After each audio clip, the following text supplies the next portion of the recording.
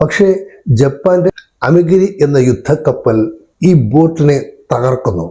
കൂടെയുണ്ടായിരുന്ന 2 പേർ തൽക്ഷണം മരിച്ചു.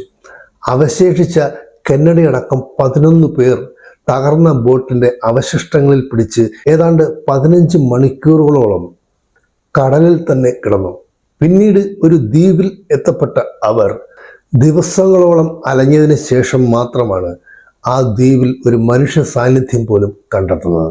സാഹസികമായ ജോണിന്റെ ആ ഉദ്യമത്തിന് ധീരതയ്ക്കുള്ള നേവൽ മെഡൽ കെന്നഡിക്ക് ലഭിക്കുകയുണ്ടായി.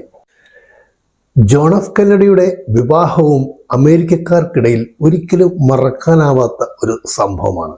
ജാക്വലിൻ ലീ ബോവിയർ അല്ലെങ്കിൽ ജാക്കി എന്ന് വിളിക്കപ്പെട്ടിരുന്ന സുന്ദരിയുമായി ജോൺ എഫ് കെന്നഡിയുടെ വിവാഹം നിശ്ചയിക്കപ്പെട്ടു.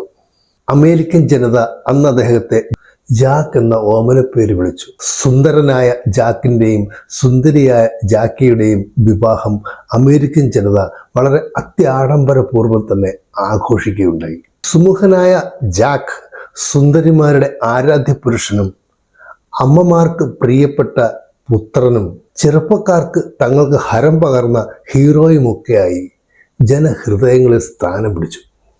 1960 നടന്ന പ്രസിഡന്റ് തിരഞ്ഞെടുപ്പിൽ ഡെമോക്രാറ്റിക് പാർട്ടിക്ക് വേണ്ടി അന്നത്തെ റിപ്പബ്ലിക്കൻ പാർട്ടി പ്രസിഡന്റ് സ്ഥാനാർത്ഥിയായിരുന്ന റിച്ചാർഡ് നിക്സണെതിരെ ജോൺ എഫ് കെന്നഡി മത്സരിച്ചു. ശക്തനായ ആ എതിരാളിയെ 219 ഇലക്ട്രൽ വോട്ടുകൾക്കെതിരെ 303 വോട്ടുകൾക്ക് പരാജയപ്പെടുത്തി ജോൺ എഫ് കെന്നഡി അമേരിക്കയുടെ 45ാമത്തെ പ്രസിഡന്റ് സ്ഥാനത്തേക്ക് എത്തിച്ചേരുന്നു. അദ്ദേഹത്തിൻ്റെ വിദേശ നയങ്ങളിലൊക്കെ സോവിയറ്റ് യൂണിയനുമായും ക്യൂബയുമായിട്ടുള്ള നയങ്ങളിലൊക്കെ ചില പാളിച്ചകൾ പറ്റിയിരുന്നു എങ്കിലും അദ്ദേഹം നടപ്പിൽ വരുത്തിയ അദ്ദേഹത്തിൻ്റെ മനസ്സിലെ ആശയങ്ങൾ ലോകം മുഴുവനുള്ള ജനങ്ങൾ ഇരു കൈയും നീട്ടി സ്വീകരിക്കത്തക്കവണ്ണം കഴമ്പുള്ളതായിരുന്നു. 1963 കെന്നഡി മുൻകൈയെടുത്ത് നടപ്പിൽ വരുത്തിയ ആണവായുധ ഉടമ്പടി ആഗോള സമാധാന പ്രേമികൾക്കിടയിൽ അദ്ദേഹത്തിന് നല്ലൊരു പരിവേഷം ചാർത്തി കൊടുത്തു.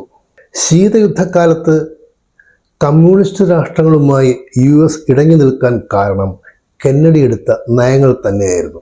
ദക്ഷിണ വിയറ്റ്നാമിൽ അമേരിക്കൻ സൈനിക ഉപദേഷ്ടാക്കളെ താരതമ്യേന വർദ്ധിപ്പിച്ചു. ഫിഡൽ കാസ്ട്രോയുടെ ക്യൂബൻ സർക്കാരിനെ അട്ടിമറിക്കാനുള്ള ശ്രമങ്ങൾക്ക് കെന്നഡിയുടെ US അന്ന് ശക്തമായ പിന്തുണ നൽകി.